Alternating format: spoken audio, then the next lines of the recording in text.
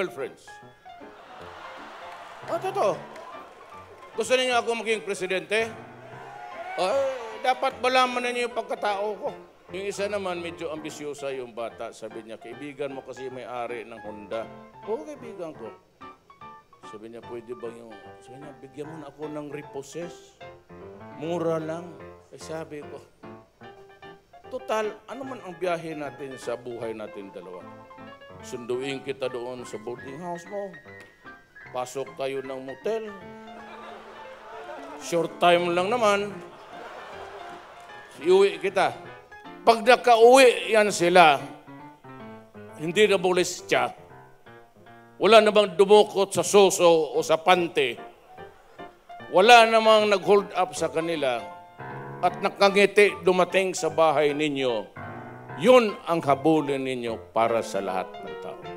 I will not die if I do not become the president.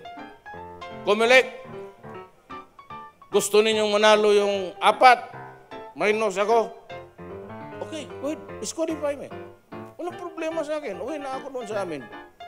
Then, I will retire from public life for good. Maghintay na lang ako ng kamatayan. Pero kailangan ko pag-uwi ko kasi matagal na hintayan. Sana lang naman marigaluhan ninyo ako baski 3 na magaganda dito. Pang-aliw hanggang mamatay. Hindi siya manalo, sabi ko si Leni Robredo, kung gusto lang niya, assistant president, maganda siya. President, maganda talaga siya. Parang vice president na yun, di ba? Assistant president. Basta maganda siya. I'm sorry. It's really for I hope, Leni, do not be offended. I'm just shooting the breeze with these guys. Noon, nung bata pa ako overnight, medyo magastos yun. Every 3 hours, ay kwitada na mga putang inang tong hotel na to. Pero noong matanda na ako, short time. Kasi napaka-short na talaga ang panahon ko. Pagkatapos ng isang kilat, yun na yun. No more. Kung walang Viagra, hirap pa. Wala akong lugar na punta na pinakamaraming hinalikan. Lips to lip, yung gano'n talaga. Ako sa alidila, ay masarap eh.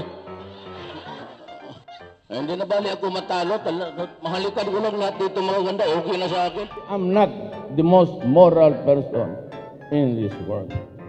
May maraming pagkakamali ako. May nang halik. Pero yung halik, drama yan. Because if you ask the media to rerun the tape sa Davao, yan talaga ang sakit ko.